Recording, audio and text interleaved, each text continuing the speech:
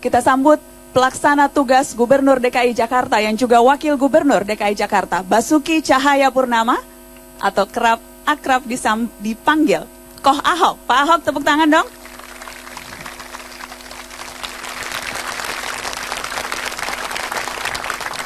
Selamat malam Pak Ahok.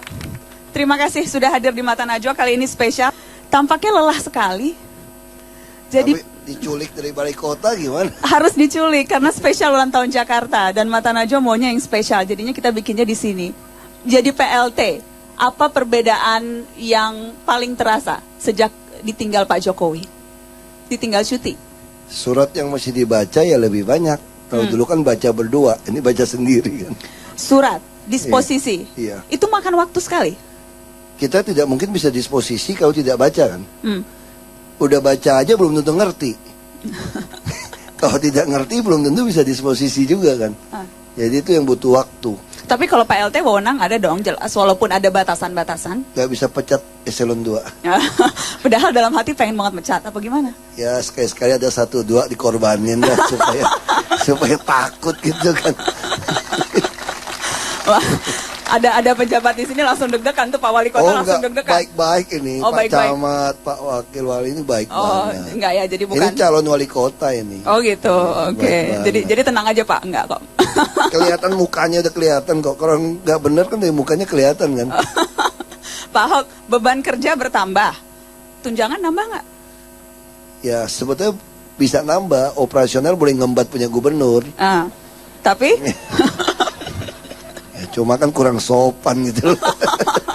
Jadi nggak berani, masih ada enaknya juga ya Pak Ahok ya? Lagi pun yang udah ada juga nggak habis-habis, udah ngapain ngambil lagi kan? Alhamdulillah. Kita mah irit-irit aja lah. Pak Ahok, kalau refleksi, ini kan 20 bulan menjadi penguasa Jakarta. Apa sih yang dirasa paling membebani? Ya sebetulnya sih tidak ada beban apa-apa. Yang paling membebani itu kita mesti mengatur orang Jakarta yang 30-40 tahun kebiasa sembarangan. Misalnya tuh tinggal di pinggiran sungai. Ya apa salah mereka? Enggak. Memang sejarah Jakarta memang udah salah. Jakarta ini 300-an tahun dari zaman Belanda dibangun hanya untuk orang kaya. Nggak ada untuk orang miskin. Akhirnya orang miskin kemana? Ya cari pinggiran sungai, cari di danau, di waduk, di belakang bangunan. Itu yang terjadi. Dan ini udah bicara puluhan tahun. Nah sekarang mau dibenarkan gimana? Yang ngomongnya kan susah. Sama kayak kita punya anak kan. Kalau anak udah remaja baru diajarin, capek gitu kan, pasti ngelawan dia. Padahal niat kita baik. Nah ini yang repot. Intinya jadi sesungguhnya karena sulit mengatur warga Jakarta yang terbiasa untuk ini sembarangan. Kami yang jadi istilah anak muda tuh galaunya gini. Satu pihak kami ada batasan. Ini udah 20 bulan. Kami membangun rumah susun tuh nggak ada yang 6 bulan jadi. Rata-rata 1 tahun lebih. Kita mendorong orang, harusnya mendorong dia ke tempat lebih baik kan. Nah ini kan masih didorong. Nah kalau mendorong tempat lebih buruk, ya namanya tidak manusiawi. Nah mesti menyediakan juga rumah susun yang lengkap. Transportasi lengkap, ada kesehatannya, ada PAUD-nya. Nah semua mesti dipikirin. Itu Marunda pertama nolak semua, nggak mau. Saya kasih pancing TV, kulkas. Bayangin kasih TV, kulkas. Saya tadi bicara sama orang dari Inggris. Kamu kasih tahu saya deh, di mana di dunia ini ada kejadian mindahin penduduk dikasih lengkap bawa badan doang. Cuma Jakarta yang kejadian kayak gitu. Tapi itu pun masih ditolak. Masih dianggap melanggar HAM, hamburger maksudnya. Aku nggak ngerti HAM yang mana itu. Memang susah gitu. Jadi terlalu banyak orang komentar aja kan. Nah itu kadang-kadang kita panasan juga kan. Apalagi Pak Ahok panasan mulu. Aku sih nggak panasan juga sebetulnya. Ya acting juga kadang-kadang gertak-gertak sambal lah dikit. Pak Ahok, saya ingat adik-adik teman-teman. Dulu saat saya wawancara Anda Pak Ahok di Malang, Mata Najwa di Malang, ada sempat bilang birokrasi itu ngikut yang atas. Kalau pemimpinnya tegas, bersih, yang bawah tuh akan ke bawah. Nah, kalau sekarang gimana? Semua udah ngikut Pak Ahok belum nih? Ya nggak bisa semua ikut, Tuhan aja nggak 100% orang ikut. Nah. Ya kan?